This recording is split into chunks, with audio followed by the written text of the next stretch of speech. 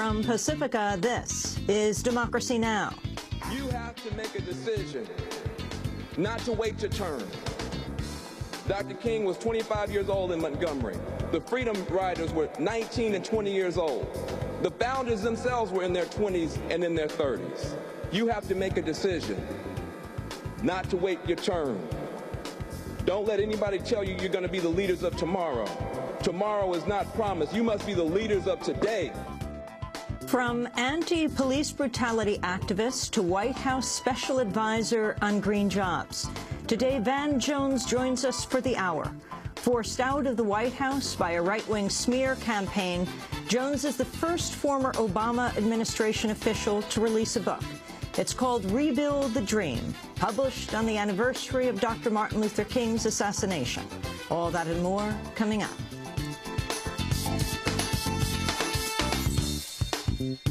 Welcome to Democracy Now!, democracynow.org, The War and Peace Report. I'm Amy Goodman.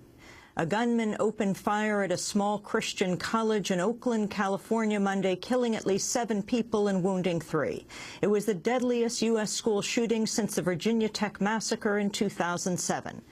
The killings occurred at Oakland University, a college affiliated with a Korean-American church. Police identified the suspect as a 43-year-old Korean-American man named Won-go. He is a former student at the school. Howard Jordan is the Oakland police chief.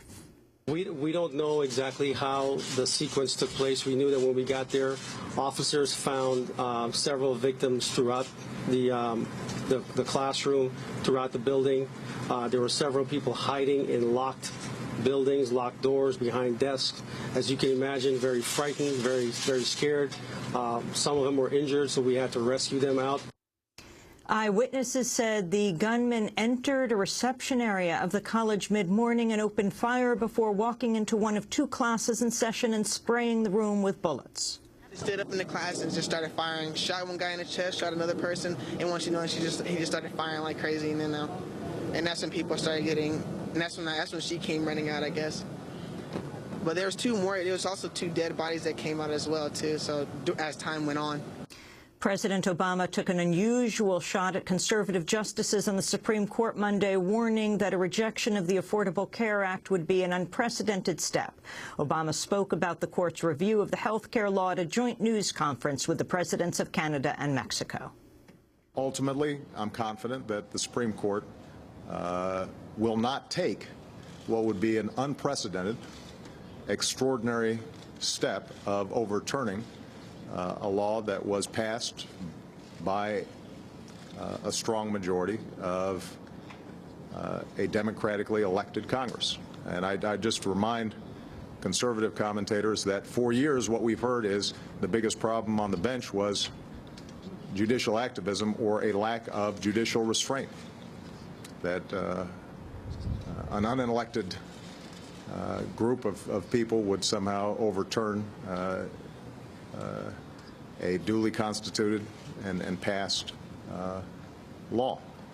Well, here's a good example, and I'm pretty confident that this court will recognize that and not take that step. The Supreme Court has ruled in a 5-4 vote that officials can strip search anyone who is arrested and brought to jail, even if there is no reason to suspect them of concealing anything. Under the ruling, all those brought to jail could be required to strip naked and undergo a, quote, close visual inspection. At least 10 states forbid such practices, and the American Bar Association said in a brief that international human rights treaties also ban the procedures. The suit stemmed from the case of Albert Florence, a man who was arrested in 2005 after his wife was pulled over for speeding in New Jersey. Florence was held for a week and strip searched twice for having an unpaid fine. It later turned out the fine had been paid. Voters head to the polls today in Wisconsin, Maryland, and Washington, D.C., while newly released opinion surveys suggest Mitt Romney will sweep all 3 primaries. His chief rival, Rick Santorum, has vowed to stay in the race until at least May, when he hopes to pick up victories in Texas, Arkansas, Kentucky, and North Carolina. On Monday, Santorum released a new ad comparing Romney to President Obama. Throughout most of the ad, a photo of Obama's face appears on the screen. I'm Rick Santorum, and I approve this message. What if I told you this man's big government mandating health care included $50 abortions and killed thousands of jobs? Would you ever vote for him? What if I told you he supported radical environmental job killing, cap and trade, and the Wall Street bailouts? And what if I told you he dramatically raised taxes and stuck taxpayers with a $1 billion shortfall? One more thing. What if I told you the man I'm talking about isn't him? It's him. For our radio audience, that Rick Santorum ad ends with President Obama's face morphing it to Mitt Romney's. A Planned Parenthood clinic in Grand Chute, Wisconsin was firebombed Sunday when a homemade explosive device was left on a windowsill. An exam room was damaged, but no one was in the building at the time, and the clinic plans to reopen today. The incident follows a firebombing at the office of Texas Democratic Senator Wendy Davis, a known Planned Parenthood supporter. That attack came right after Texas announced plans to cut funding to Planned Parenthood. Another clinic in Pensacola, Florida, was also firebombed earlier this year. The attacks coincide with a wave of anti-abortion measures at the state level. Last week, Georgia state lawmakers passed a bill banning most abortions after 20 weeks of pregnancy based on the highly contested notion that a fetus can feel pain at that stage. More than 3,100 undocumented immigrants have been arrested in a massive nationwide sweep by Immigration and Customs Enforcement agents. Some 1,900 agents took part in the raids, which occurred in all 50 states. ICE officials said the raids targeted immigrants who are convicted of serious crimes or otherwise considered fugitives or threats to national security. Syria's pledged to withdraw all military units from towns by April 10th to pave the way for a ceasefire with rebels 2 days later. Diplomats announced the deal after UN Arab League peace envoy Kofi Annan briefed the UN Security Council on the deal behind closed doors. Susan Rice is the U.S. ambassador to the United Nations. Joint Special Envoy Annan said that in his discussions with the Syrian regime, he emphasized the urgency of the situation and pressed the government to cease troop movements, cease the use of heavy weapons, and pull out of population centers. The ceasefire agreement in Syria came just 1 day after the Obama administration and at least 60 other governments agreed to pay the rebels $100 million in aid. The United States has also pledged to send communications equipment to help the rebel forces. Syrian officials said such actions amounted to a declaration of war. Bashar Jafari is Syrian ambassador to the United Nations. Every single act that is not in line with the provisions of Mr. Kofi Annan's mission is a violation of this mission. So everybody should bear the responsibility, including the United States claims of supplying communications and other kind of supplies. And for those who said it publicly that they would like to send even money and salaries to these armed groups in Syria, somebody should put them at the confessional seat in the Security Council and ask them why they are doing that. This is not only a violation of the Charter. This is not a violation of Mr. Kofi Annan's mission. This is a violation and a declaration of war against the sovereignty of Syria. The United Nations Security Council is holding an emergency meeting on the political crisis in Mali today after dissident soldiers seized power in a military coup last month.